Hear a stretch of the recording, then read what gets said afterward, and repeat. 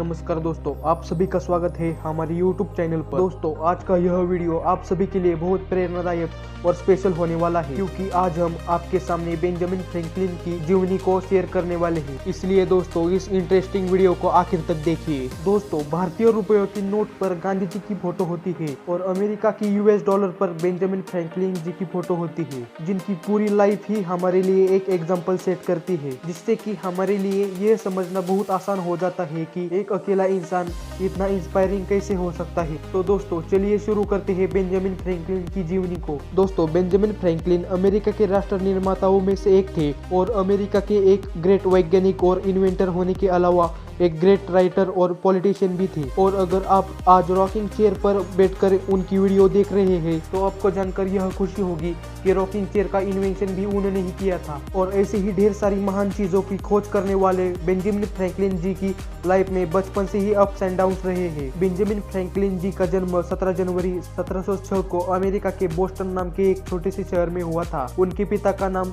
Josiah Franklin था और वे मोमबत्ती बनाने का काम करते थे। बेंजामिन जी अपने पिता की 17वीं संतानों में से 15वीं संतान थे, क्योंकि उनकी पिता की 2 शादियां हुई थी। बेंजामिन के पिताजी चाहते थे कि उनका बेटा बड़ा होकर स्कूल जाए, लेकिन उनके पास इतना पैसा नहीं था कि वो बेंजामिन को 2 साल से ज्यादा पढ़ा सके। इसलिए ऐसी हालतों में बेंजामिन का स्कूल जाना 10 साल की उम्र में ही बंद हो गया था और वो घर पर ही बैठकर पढ़ाई करते थे। स्कूल छूट जाने के बाद कुछ समय तक अपने पिता के काम में हाथ बटाया। दोस्तों, बेंजामिन जी जब 17 साल के हुए तब वे एक नए शहर फिलाडेल्फिया में पहुंच गए, जहां पर शुरुआती दिनों में कई दुकानों पर उन्होंने प्रिंटिंग का काम किया और 21 साल की उम्र में करंट इशू पर चर्चा करने वाले एक ग्रुप का निर्माण किया। इस ग्रुप की एक खासियत थी, इसके मेंबर्स को किताबें पढ़ने का बहुत शौक था, लेकिन उनके सामने मुश्किल यह थी कि उस समय में किताबें आसानी से नहीं मिलती थी और काफी महंगी भी हुआ करती थी। इसी मुश्किल को हल करने के लिए बेंजामिन फ्रैंकलिन जी ने अपने साथियों के साथ एक लाइब्रेरी बनाई और छोटी छोटी कोशिशों से बनी इस लाइब्रेरी में आज 5 लाख किताबें और 1,60,000 से भी ज्यादा कुंडलियां और 75,000 से भी ज्यादा ग्राफिक आइटम मौजूद है। दोस्तों, बेंजामिन फ्रैंकलिन की यह उपलब्धियां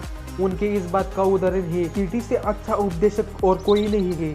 वो काम करते वक्त हमेशा खामोश रहती है। वैसे अपनी स्कूल की पढ़ाई भी पूरी नहीं कर पाने वाले बेंजामिन फ्रैंकलिन जी ने कभी भी हार नहीं मानी और अपने सेल्फ इम्प्रूवमेंट के लिए इंग्लिश भाषा के अलावा लैटिन, इटालियन, फ्रेंच, स्पेनिश जैसी विदेशी भाषाओं में खुद को भी पारंगत किया। बेंजामिन फ्रैंकलिन जी के अंदर छुपी हुए वैज्ञानिक को यह पता चला कि जब बिजली गिरने की वजह से बहुत सी इमारतें गिर रही है और इस वजह से काफी नुकसान हो रहा है, तो उन्होंने लाइटिंग कंडक्टर का आविष्कार कर दिया, जो कि ऊंची इमारतों को बादल की गरज से बचाने का एक साधन था। इलेक्ट्रिसिटी की फील्ड में बेंजामिन फ्रैंकलिन जी को काफी इंटरेस्ट था और उसी इंटरेस्ट के चलते हुए अपने एक्सपेरिमेंट के दौरान 2 बार इलेक्ट्रिक शॉक लगने से उनकी जान जाते जाते बची थी। बेंजामिन फ्रैंकलिन ही वो पहले वैज्ञानिक थे जिन्होंने अंत महासागर के गल्फ स्ट्रीम की गति, तापमान और गहराई को मापने में अपना बहुत सारा समय लगाया था। उन्होंने नौसेना के अधिकारी और वैज्ञानिकों को यह भी बताया कि इतनी उथल पुथल करने वाले महासागर को भी लोग तेल डालकर शांत कर सकते हैं। बेंजामिन फ्रैंकलिन जी ने एक ऐसा स्टोव भी बनाया था जो कमरे को गर्म कर सकता था। वैसे तो आपने यह जरूर सुना होगा कि आवश्यकता आविष्कार की जननी है, और इसका एक उदाहरण बेंजामिन जी के जीवन में भी देखा जा सकता है। दोस्तों, बेंजामिन जी को दूर की और पास की चीजों को देखने के लिए 2 चश्मों का इस्तेमाल करना पड़ता था, और जब बार बार 2 चश्मे का इस्तेमाल करने से वो तंग आ गए तब उन्होंने बाइफोकल आई लेंस बना डाले, जिनसे दूर और पास की चीजों को एक ही चश्मे में देख पाना आसान हो गया। दोस्तों, इसी तरह महान इन्वेंटर रहने वाले बेंजामिन फ्रैंकलिन जी ने अपनी खोजों का कभी भी पेटेंट नहीं करवाया, क्योंकि उनका मानना था कि दूसरों के आविष्कारों का हम फायदा अगर उठा सकते हैं तो अपनी खोजों से दूसरों की हेल्प करने में हमें खुशी होनी चाहिए। दोस्तों, इस महान वैज्ञानिक का योगदान अमेरिका के स्वतंत्र संग्राम में इतना महत्वपूर्ण रहा।